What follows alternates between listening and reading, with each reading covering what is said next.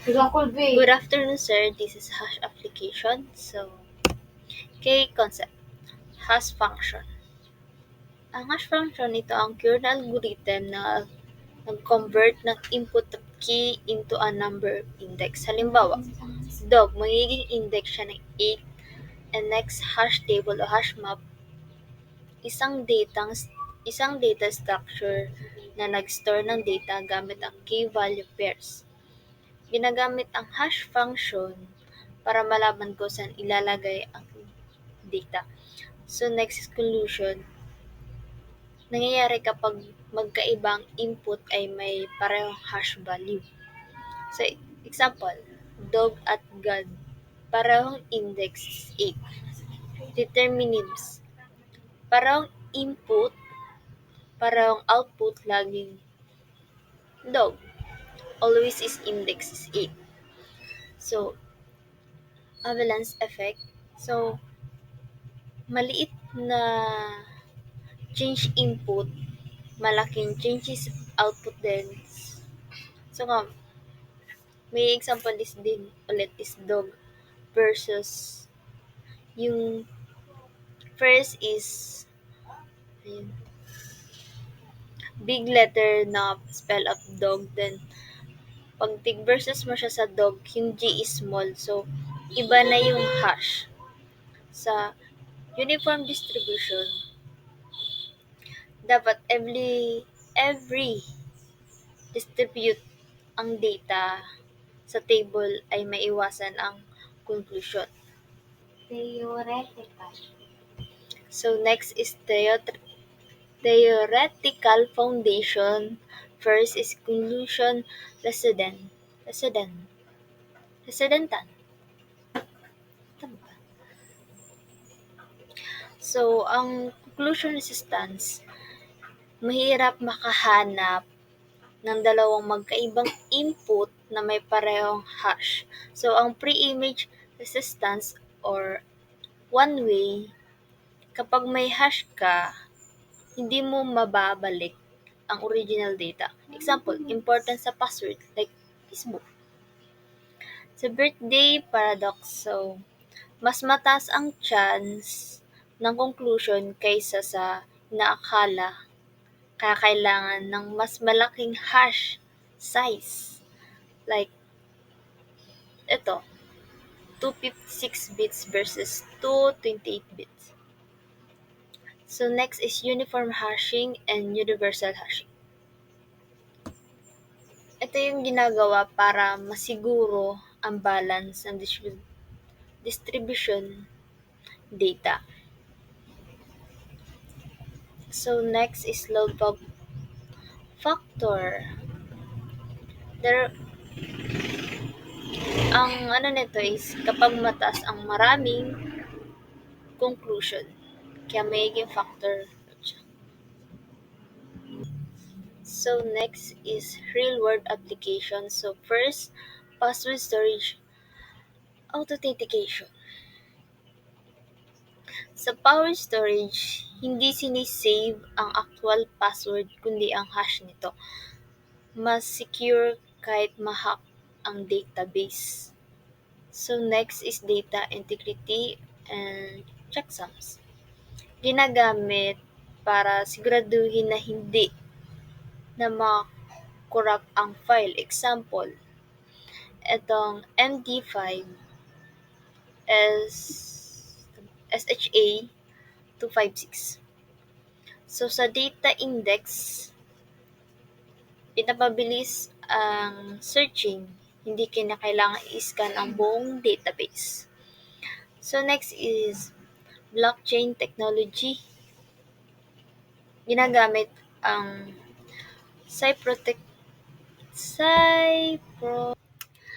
Blockchain technology.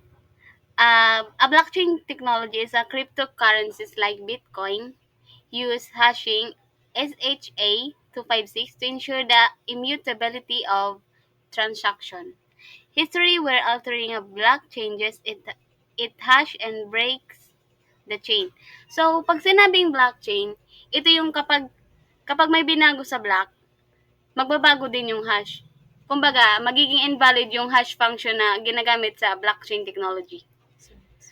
So, the data deduplication o cloud storage. Ang cloud storage naman, so what I say, Dropbox or Google Drive, generate hashes of files to identify duplicates and store on a single copy.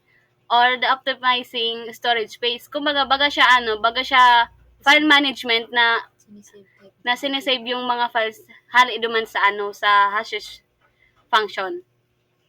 So, igwa na naman kataning load balancing and caching. Consistent hashing is used in distributed networks to distribute requests evenly across servers, ensuring high performance. Ang ang load balancing naman, ginagamit siya yung kumbaga distributed systems para pantay ang load ng server. Iganing plagiarism detection o from the word plagiarism. Plagiarism siya yung hashing to search for content patterns allowing efficient detection or of copy the text.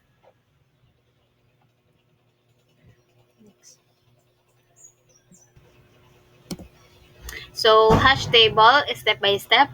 What is a hash table? A hash table store data by converting a key into an index using a hash function so you can retrieve it instantly later. So, how it works?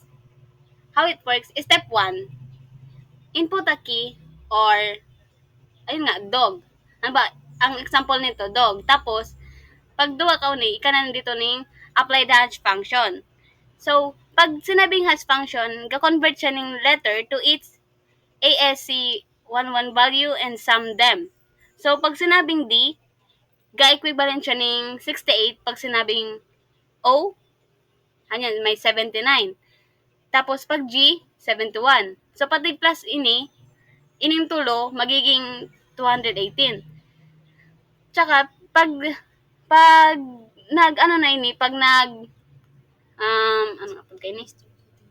nag-store na ni, magiging 8 ini. Goes into the index 8 of the array. Step 4, retrieve it. Run the same hash function and dog, get index, find the value instantly. This is a 0-1 speed. So, ang collision niya, two different keys can hash on the same index. This is called the collision. Two ways to handle it. Igo siya ning chaining and linear probing. Ang chaining naman is store both values of the same index as a linked list. So, pag linked list, ikan siya ning index 8, dog, tapos pag nag-retrieve na magiging god na siya. So, igo naman kita ning linear probing. Ang linear probing naman, if index 8 is taken, try index 9, then 10. Pasunod na yan. Kung, nagpuun ka sa 8, tapos, ano ka na naman sa panibagong, index naman, tapos, ma-proceed ka na doon sa 9, tapos, mapunta ka naman sa 10. And so on and so forth. So, here's the strength and limitation. Sa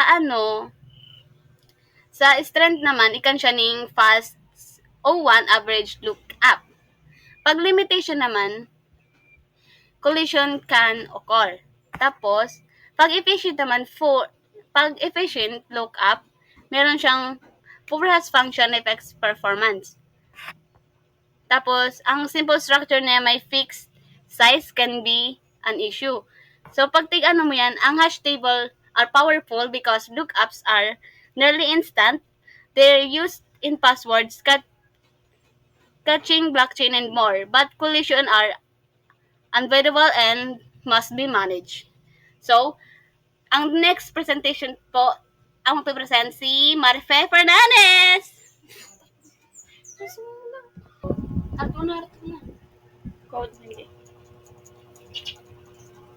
Code demonstration. Hash table.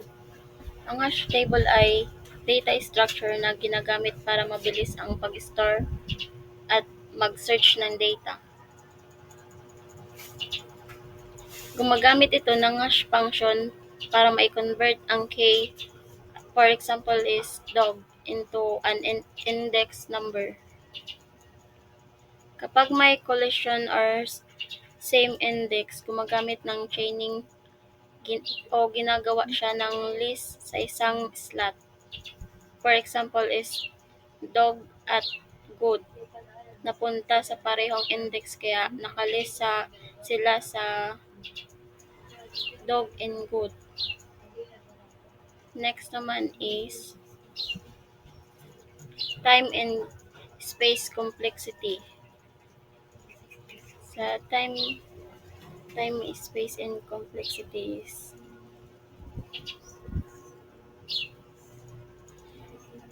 ang average case niya is 0, 1 or very fast. Ang diretso agad na index gamit ang hash function o halos instant ang insert or search and delay.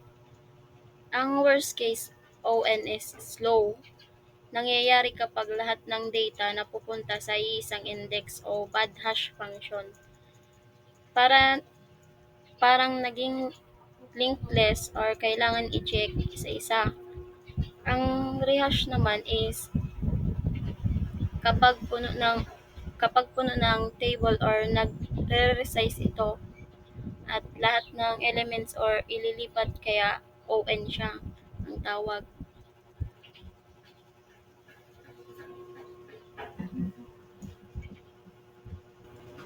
Next is clash engagement. Activity trace hash is instruction given a hash table of size.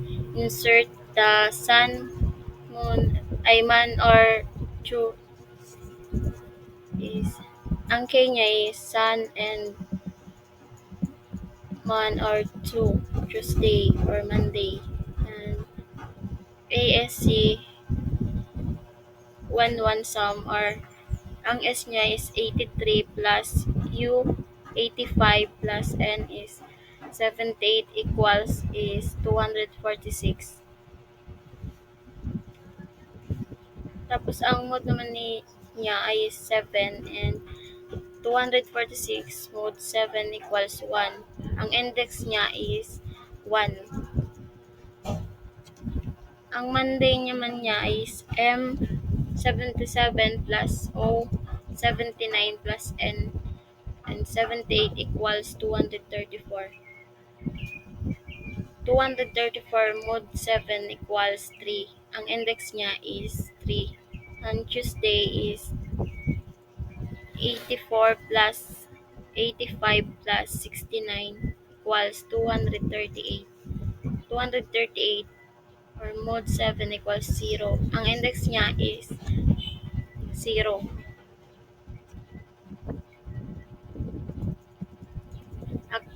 Activity given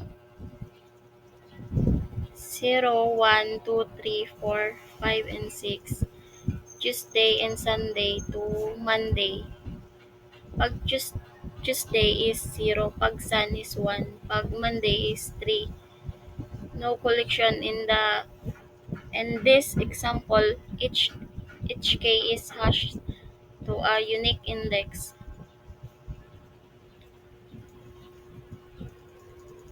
Happens if you add or not ASC 1 sum equals 78 plus 85 plus 84 equals 247. 247 mode 7 equals 2. Index niya is 2 or no collection. Out and or Sunday and UNS or they have the same ACS 1 sum or collection needs to chaining or proving.